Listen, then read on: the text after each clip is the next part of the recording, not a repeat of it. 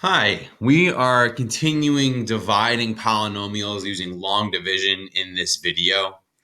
And we're going to be looking at lots of different examples and all the different ways you will see and interact with problems and all the different types of problems you could see when doing division. So let's get started. First, we're going to look at the division algorithm I mentioned in our last video. This is more of the technical version of that same thing.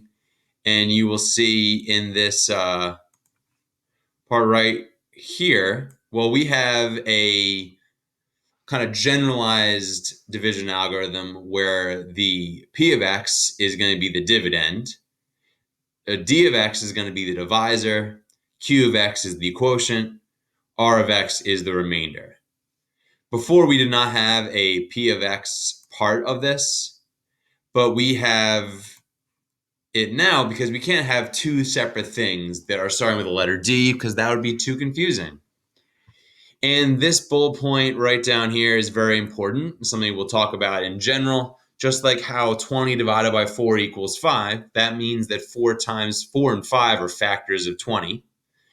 If the remainder is 0, well, we know that both the divisor and the quotient are factors of our dividend right here in p of x if it goes in evenly. So moving to our next slide here, we have division by a monomial. Monomial means one-term polynomial and no adding or subtracting at all. And you can see that we are dividing by this monomial right there.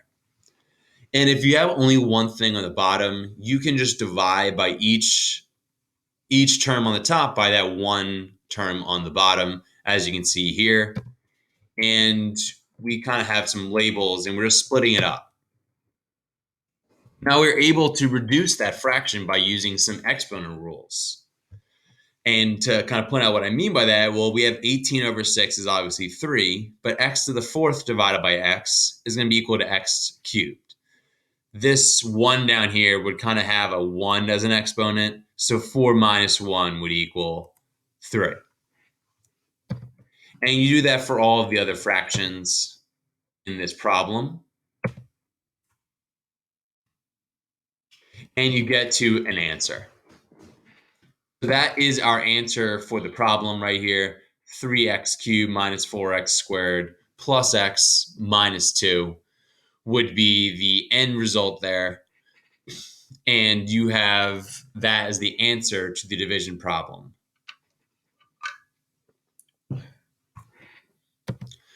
So now, like we did in our last video, we are comparing side by side a long division problem and a long division polynomial problem. So as we kind of look and compare these two, we're still going to go and kind of divide the same way. 32 into 69 fits in twice. Now we're doing x into x squared. So we basically did x squared divided by x, and the answer is x. So now the second step is just like we would do a long division. We multiply this out. 2 times 32 is 64. And x times both of these terms would give us x squared minus 3x.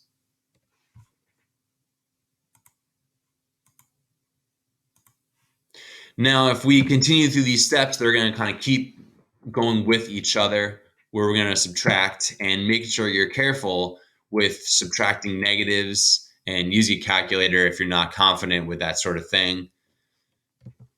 And we would just go ahead and subtract those answers. And we could fill in a little 0 over here if we wanted to, and just show x squared minus x squared is 0. Sometimes that's helpful to put in placeholders. So now we're going to bring down the next number, our term, which is 8 on the left side. This 8 came down.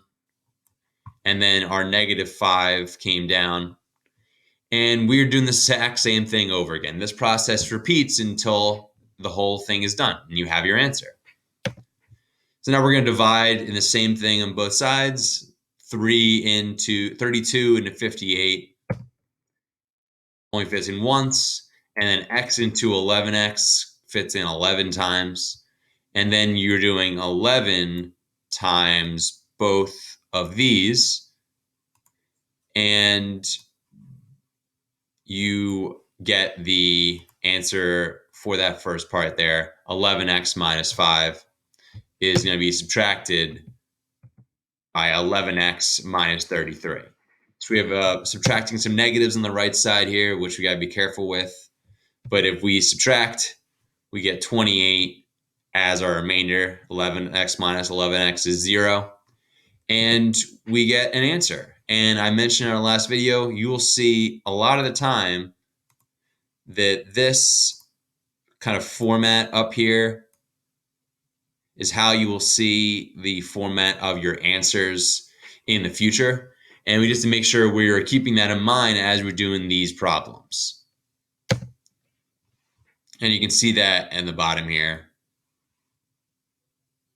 that we have this division that we just did, and the way to write that, and we know what the answer is equal to.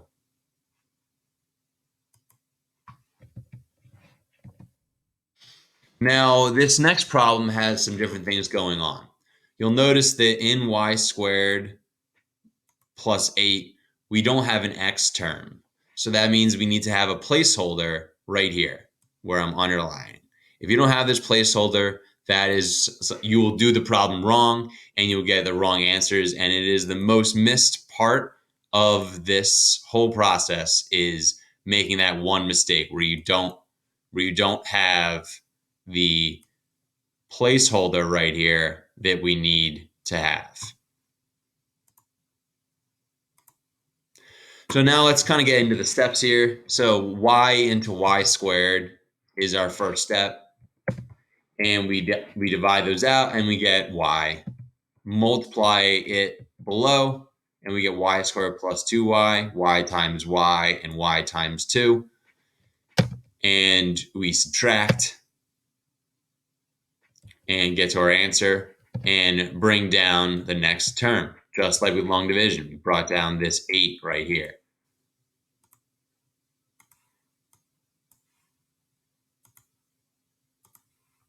So now this process can continue because y can go into negative 2y.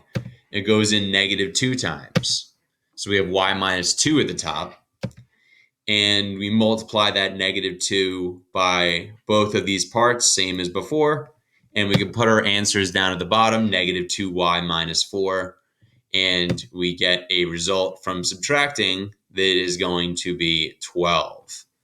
So that 12 is our answer. And we would have our answer in that green box right there. And we have finished this problem.